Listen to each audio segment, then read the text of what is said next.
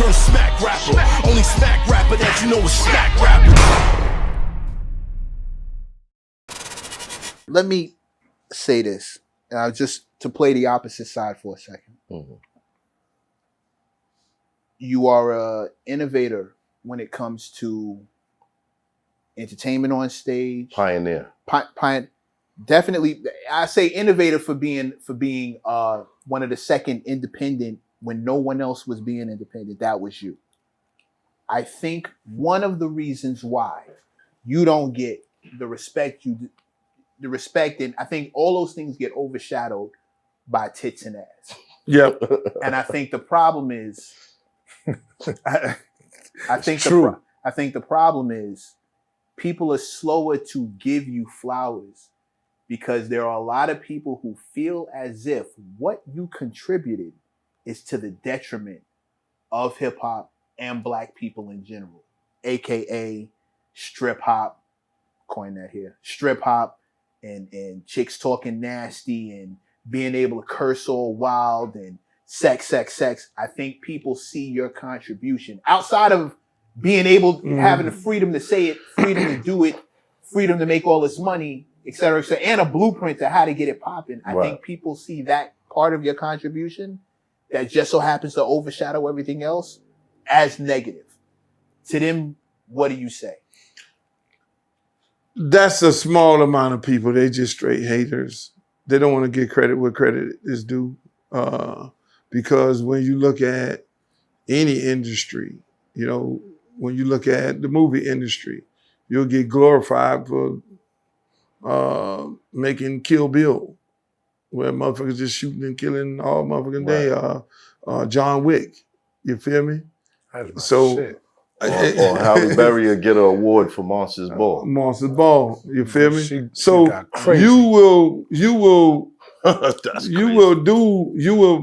you can use any kind of analogy to hate on a motherfucker. Mm-hmm. You know, you can just create anything because I mean you got a successful show right here. Niggas gonna hate anyway. People gonna come, you know, because they ain't doing it. You know, and you can't fall into the trap of, okay, you were saying that. You know, we know, okay, I'm not in that in crowd. I'm not, and thank God I'm not in that because that crowd is going to jail every day for the little kinky parties they were having. You know what I'm saying? So when they would invite me into their little secret society, right now I'm fucking happy than a motherfucker. So they're doing their little funny business and they had come by there, hey, I'm happy. Because that was a little secret society, yes. Mm-hmm. And all the motherfuckers got cases right now. Mm-hmm. You know, so I wasn't invited into that. And that was the secret society that determined, like you see Cat Williams tell a story from the comedy standpoint. Mm-hmm. Right. That's my story from the hip hop standpoint. So those same people you talking about, they wasn't inviting me to no party. They were the ones who was telling the motherfucker at Vibe magazine who to put on the cover. They was the one who was telling the motherfucker Stephen Hill who to put on the show. They were the one who was telling the motherfuckers at MTV who not to put on the show. Mm-hmm. You feel me? And so it was, no, don't fuck with that nigga there. Mm-hmm. You know, don't fuck with that nigga. That's blackball. That's blackball. Right. Yeah. So, but then at the end of the day, I can't be consumed by that bullshit. You know, I got to keep doing what I'm doing. That's a fact. You know, the people determine my success, not some fucking executives who trying to hold me down. And that's why I always say I lived in the underground. You know, the underground kept me doing so.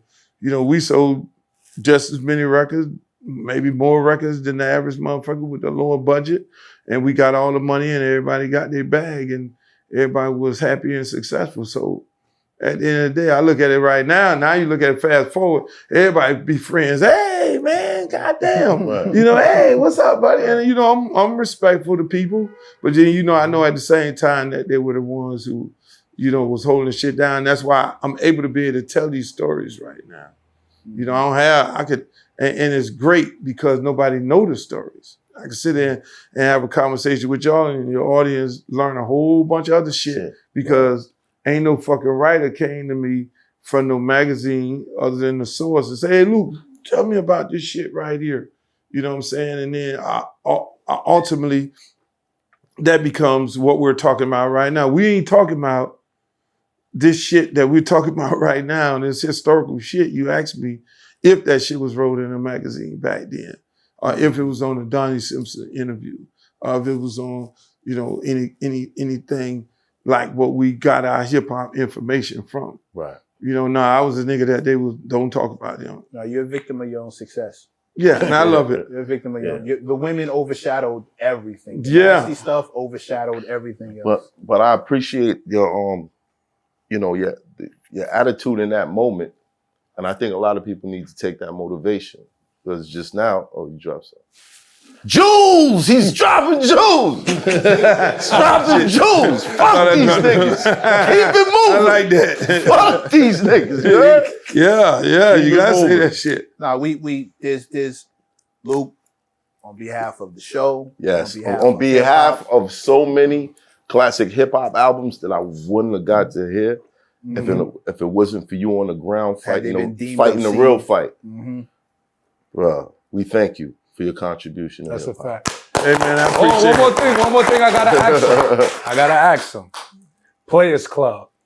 Oh The shit. legendary scene in Players Club. Oh shit. How'd that come about?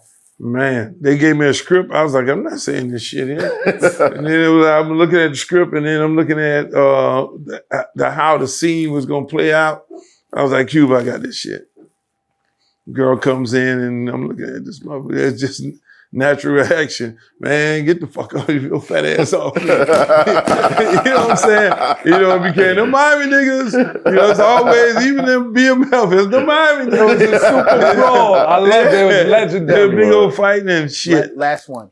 Can you ever be married? Do you want to I be was married? married for 14 years. How'd you hold that down with all the flim flam fuckery around you? But see, the thing, I never get high on my own supply. Learn that. Done. Big Luke. I'm finished. It's Hoffa, trapper turn smack rapper. Only smack rapper that you know is smack rapper.